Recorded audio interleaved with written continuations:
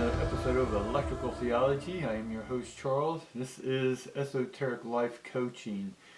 Esoteric Life Coaching goes beyond the realms of earth, interdimensionality, omnidirectional spirituality. We go beyond, and not only beyond, but we go within. Within is within ourselves. This is where all universe takes place, is within you. And it's when you finally quit chasing outside things and bring yourself to the inside thing, which is you thinking these things, which are thought things. I know a lot of weird poetry there. But what you think is what you become, what you attract, what the things are that you attract, and things are people, places, right? Your thoughts, emotions, actions. Actions is acting ions, right? Emotions are emoting ions. Boundaries are bound up, right? When something's bound so tight, it creates wounds, right? Wound is wound. We're wound too tight, so that's what creates a boundary. So your woundings, if you will, and creates your boundaries. Now, you are unlimited energy. You are spirituality. You are unconvention. You are unconventionality, right? We are ever creating, ever making, ever manifesting, and we cycle this over and over again. Today is Monday, and we do the divines and ancestors, and they are quite talkative today. Now later on I'm going to give a second video. This will be more of a podcast video, and it will be longer, a lot longer. I'll keep this one short, under 20 or around 20 minutes, but I want you to tune in to that second video because I'm about to reveal, right, in a more animated way or a more excited way of the information I've done my entire life, which is dealing with the galactics, which is understanding the hierarchy realms and beyond and within, and to give you a big picture of what you may be experiencing, maybe not in the way I explain it completely, but a lot of the stuff I'm going to tell you is going to make sense to you, right? Or that is the agenda here, is to get you to understand who you are, right? If you want to understand everything around you, you must first understand the scripture writing within, right? But stay tuned to that. It's going to go all over the place. It's going to go from now to the future, to now, to back in the future, or back in the past, and the concepts of past, in multiple places, to gather all the information to bring you up to speed of why you are here right now. Right? So tune into that, right? I think you'll enjoy it. But for now, let's get on with the reading. Now, in my decks, a few of the decks I have here, I pulled out all the tower cards. I want you to understand, a lot of people like Mercury in retrograde, or any planet in retrograde, is somehow a negative thing. Again, this is a perspective, right? If there's an old building, an old dilapidated building in the midst of a new upcoming area, do you spend all the time and energy trying to revive this old building that in the cycle of nature wants to be dismantled, right? No, the tower, or the energy of the tower, wants to be dismantled, like the old building, like your old thoughts, like your old emotions, your old partners, your old business, all this. It's meant to be revitalized, and sometimes we have to completely deconstruct what was there and reconstruct with new foundations a new project or property. The towers then, however, is like, if you remember the story, if you don't know the story, look it up, of Krishna and Arjuna. Arjuna was going to battle against all his sort of relatives, cousins, families, friends and all, but it was his priestly duty to have this war, this battle. But he didn't want to kill. But basically he was questioning what he was already being told to do, or what he knew he had to do on his duties. So he was given the option of having a huge, big army, right? Or just have someone with bow and arrow and a chariot. Right? So he chooses the chariot and the bow and arrow, basically. And so the wagoneer, right, is Krishna. And so Arjuna is having questions about why he shouldn't go kill his neighbors and all this stuff. Long story short, they have this huge conversation. And it comes finally where Krishna just says, okay, I'm tired of you answering all this stuff and stuff you already know you need to do, but you're just hesitating. Why? So he cracks open Arjuna's skull, if you will, and Arjuna is able to see the entire universe as a whole. Right? This is what the tower does. It opens your mind. Right? It deconstructs the stuff that you've placed there out of defensiveness, right? Or for whatever reason, not to see yourself. So the tower comes when it's time to dismantle old things, right? So I have 3 different depictions of towers here. Right? They're all about light coming in, divine light coming in, and taking down the old towers, right?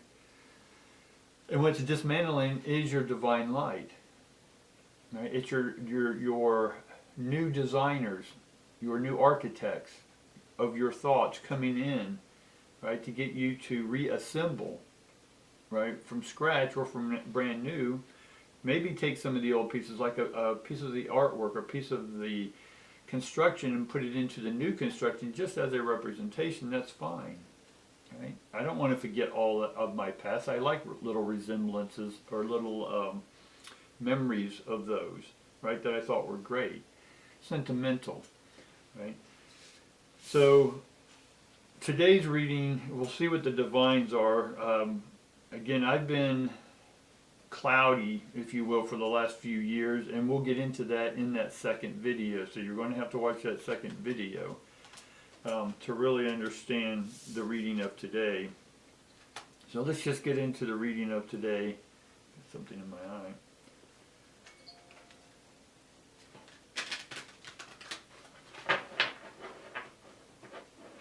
My phone's dinging in the background. If y'all hear that, that's fine.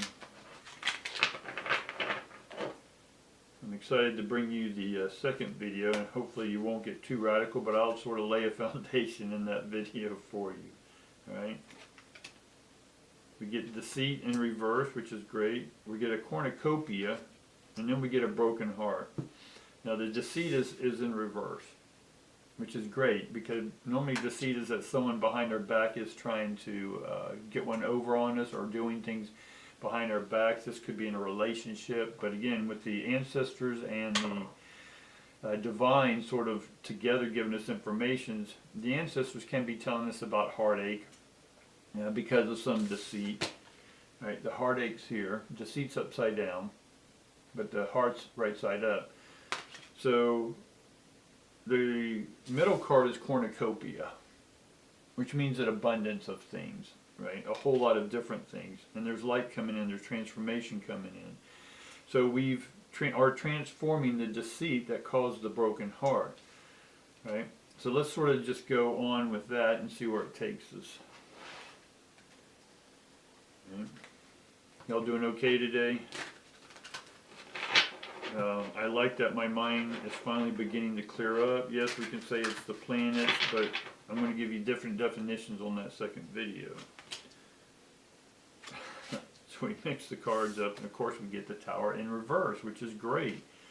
So in one sense, because of the top cards we read earlier, and if the tower's upside down, I would say that you're resisting change. But because we have the deceit card and the broken heart here, that we're getting over that and looking at the new possibilities, the tower upside down is telling me that you are opening your mind, you are beginning to get in touch with yourself again, your heart and all that good stuff. And you're beginning to dismantle. You're in the process of dismantling, or on the other side, you dismantled and you're starting to rebuild. And that's what's causing mixed emotions, right? We get the 5 of Cups. Five of Cups is that we're still not super clear. We're getting clarity, but we're not super clear, right? So we're a little out of focus still in our life. I know this is frustrating to many of you. I get that. I hear you. I'm right there with you, right? We're all under the same frequency. No human is escaping the frequencies or the mixed energy and motions that are happening, right? We're all under the same. We all have the same brain matrix, if you will. And it's all being affected, just like rain will affect all the different territories, be it that you're in a house, a roof, nature, whatever. Rain's going to have an effect on everything, right? Or a drought can have an effect on everything. Now we do get the Eight of Swords in here, and immediately this is more Sagittarian energy, but we do find that there's a swift creation. Something that you've been putting into motion is beginning to, again, because of the clarity starting to happen, you're starting to see it's a two-phase thing. One, because you are trying to stay organized, you are staying disciplined and loyal to what it is you want. Even though there's cloudiness, you're still pushing forward, right? You're still keeping a routine that's helping you move forward out of this broken heart. But there is a swiftness, and you're beginning to reorganize again. So I like seeing that come up there. Now that is, because we're still in the organization phase, we get the, my battery ran out, so hopefully, but we're talking about the Fool. Now the Fool is in reverse, so we haven't started the new journey yet. We're still rediscovering who we are in this, after this broken heart, after this deceit that happened to us. Now I'm not going to judge this deceit. This deceit is that we deceived ourselves. Now deceive is like receive, proceed, any of these type energy frequency words, is that we're trying to proceed, but we, in one sense, purposefully sabotaged ourselves. For whatever reason, we did it. We're not going to go into that right now unless it comes up. But we did it, and whatever that is, we sort of projected out on someone else, but it's a deception of our own self, deception of our own heart, and feeling our own emotions, right? So then we end up with the Libra. We get a Libra card in here for you Librans. We get the Justice card, and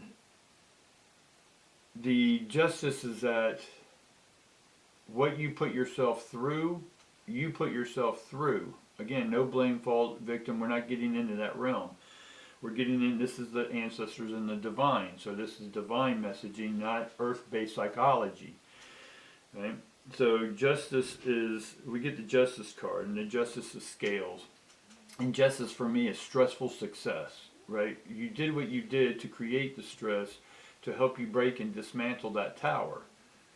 Right? Because you projected your broken heart as if it was someone else's reason, but who's thinking the thoughts and giving you the broken heart? You are. Right? So you are, the thoughts that you gave yourself from the experience you experienced, yes, it hurt.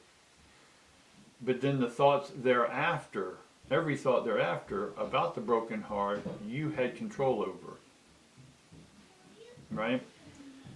And again, because we didn't have the discipline, we didn't have the we didn't access our knowledge that we already have, so this helped us get to the point back to ourselves about the knowledge we already know. Right? And so with that, we get the Father of Cups, which is the ultimate. Father of Cups and the broken heart sort of go together because we've matured through this process, through this broken heart. Right? We were able to mature past it. We were able to see what we needed to see about ourselves. And why are we doing this? To mature ourselves and rebuild our tower, right? To get to a higher consciousness. And that's part of the second video, is that part of why we're awakening, right? And I really didn't like that term when a lot of people were using it. I think it was misused in a lot of ways. And abused, AB used, alpha beta used, and misused. It was missing something. And so I didn't like using it until I fully understood, and I'll get to what that is in that second video.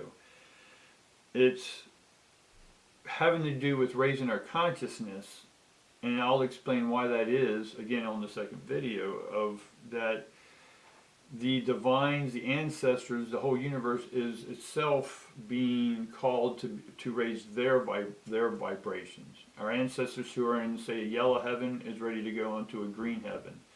The divines that are in the ninth dimension may be ready to go to the 10th dimension.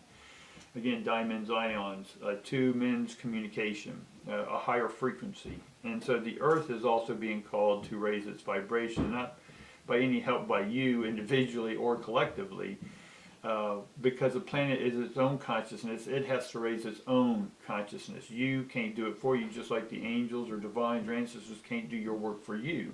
Hopefully you understand that now. So we'll get into that again in the second video. For now, we get the 4 stones in reverse, and that's sort of the power. The 4 of stones is the earth. It's a security, it's a solidity, right? But it's reverse, which is saying that we're not grounded. And that's sort of what's causing some of the, why we haven't got out of the broken heart, because you haven't grounded yourself. You're still all up in the thoughts or air or the Libra energy, right? And then and therefore we have lack of confidence that we can manifest the new life that we're ready to have. But our thoughts are still about the old broken-hearted stuff. Making sense now? All right, so let's see what we got to do to sort of help resolve this. And again, that's going to take transformation, but the transformation's held up because you don't have the confidence, because you're still thinking about the thoughts about the broken heart, right? Because about the deceit. So you're still outside yourself instead of coming out. You're still blaming, faulting, screaming, projecting, deflecting, all that stuff instead of bringing it inside and owning it. You got to own your own ship. This is key. Understand this term when I say own your own ship. Right, we'll get to that. All right, so the magician is bringing in the new magic. So the new magic's here. You already have everything that you'll ever know within you. Right? This boundedness that we talked about earlier, being bound up, which creates the wounds or the wound, right, is that we have to unwind, unfold, right, the constrictions from this broken heart. We gave ourselves the broken heart so we could see that we were too wound too tight, and we got attached to streaming energy. We're supposed to be streaming energy, not stopped energy, right? So this is all shaking us to the core, right? Our heart, core, same thing, right? That's what broke our heart, was that we didn't have confidence in ourselves, and we didn't make the moves in life. We knew we should be doing something, but we didn't because we didn't think we had the confidence. But you have everything in you that you need, right? So on the psychological realm, people talk about boundaries. Boundaries are meaning that if you're triggered by other people and you need to set your boundaries, I get that. We've talked about that. But on, again, ancestor divine readings, there is no boundaries. There's wavelengths. Right? If this wavelength's vibrating at this frequency and this one's slower, right? This slower one can't go into the faster one, right? Just like your finger can't go through a fast fan. You're too slow for that fast speed. So, esoterically speaking, is that there are no boundaries.